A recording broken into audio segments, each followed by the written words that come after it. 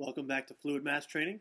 In this image, we're actually using it in Photoshop as our filter, and I will explain that when we get done with this image. So let's get started here. I'm going to go ahead and pull down my filter menu, bring it into Vertis Fluid Mask. Just going to pop up real quickly. On the very bottom here, you're going to notice the progress bar rendering up the image. That's going to create all the blue lines that appear on the screen. That's an auto feature for us. Finding the edges it can find for us. In this image we do have a little bit of an issue, but we're going to go ahead and show you how to use the brushes correctly. So we're going to get started off to the left here on the toolbar. You have your green brushes, which are your keeps, your red brushes, which are your deletes. By default, my second red brush is selected, which is a flood filling brush, and I'm just going to go ahead and tell the software what I want to take out. Just tracing around the guy, lifting up every once in a while just to see and make sure I'm not tapping a segment into him. And just fill out the background here because we want to make sure we get all that little spots of the crowd out. And right around the arm here. And right down the side of his leg. Now that looks like a majority of it. We just want to get right in between his legs here.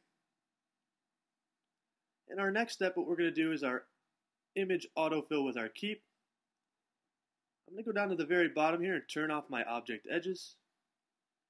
And I see a couple little blue dots out here. I'm just going to swipe right over those and get rid of them.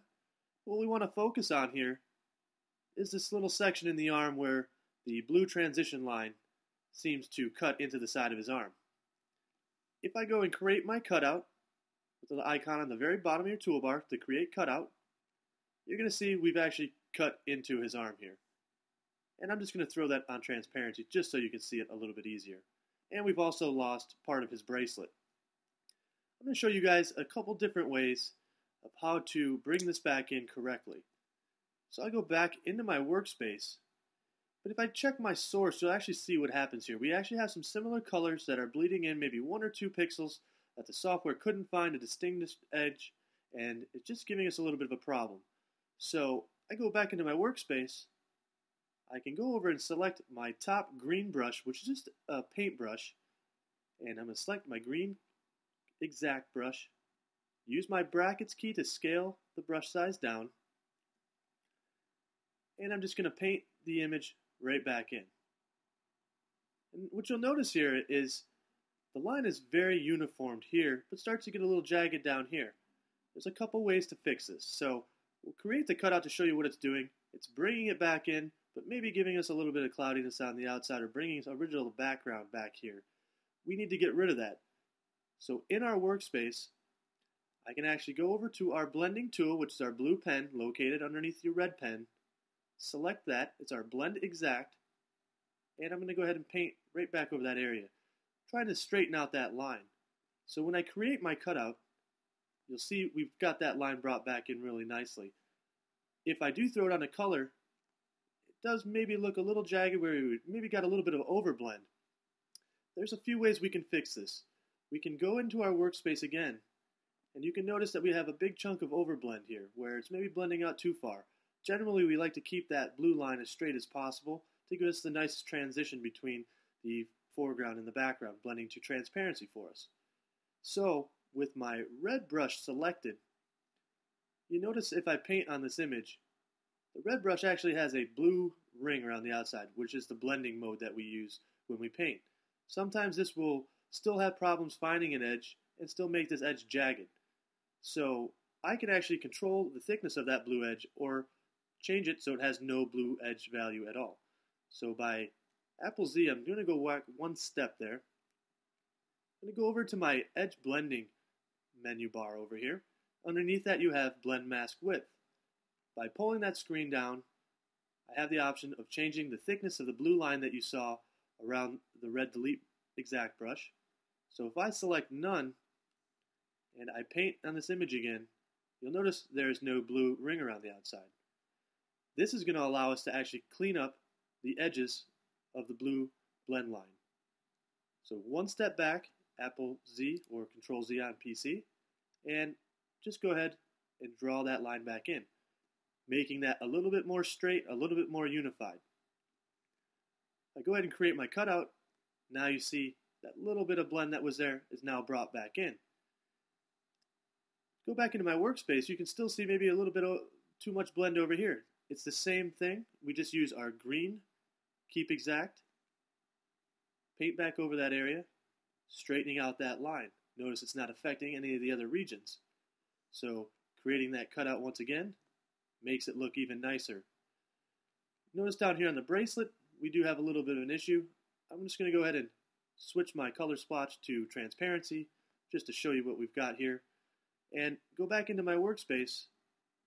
I'll use my green brush, and I did leave it with no blend mode on, off to the right.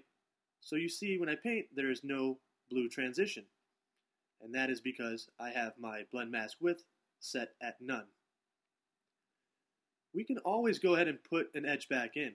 If we're getting mixed results with our blending tool, or with our keep exact tool, we want to go ahead and use our blue pen now, and we can actually use our bracket key to scale the brush size down and manually draw a nice transition in. So go ahead and create that cutout now, and you'll see we have a nice transition. And we can do the same thing on the other side here. Use our keep exact brush, use my bracket key to scale that brush size, draw this back in, making sure I get everything behind it. We don't want any blend line left behind it. And let up there. Now if I make my cutout with just that, you'll see we have a hard edge right on the outside here. We want to soften that edge. So back in our workspace, I'm going to go and select my blending tool. And this blending tool has no effect on anything on the right hand side. It's its own independent paint tool. So I'm going to scale that down, and I'm just going to manually draw back in a nice transition line. And go ahead and create this cutout now, and you can see it softens up that edge. We have a little spot between his finger, got a little bit of white in the background there, so we're just going to go ahead, use our blending tool, the blue blend exact tool, scale the brush size up, and go ahead and just paint in between his fingers, create that cutout, and there we go. Now at this point, the arm is pretty much fixed. If I were to go and do a save and apply and bring it back into Photoshop, I might notice sometimes that I might have cut something off that I didn't want to cut off originally, that I needed to bring back, and instead of bringing it back into Fluid Mask and making those adjustments again by flattening the image, I can actually look here and see I cut off his neck and part of his shoulder here. In Photoshop, we actually work with the History Brush tool in Photoshop by selecting the History Brush tool, scaling up my brush size. I'm able to bring back the original history of this image where I had extracted it out or missed that little area, and a little spot on his shoulder down here as well.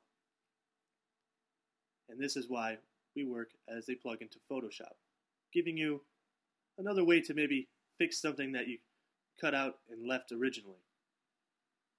So there you go. There's our final cutout using our History Brush tool and using our edge blending and our edge blending widths with your keep and delete exact brush.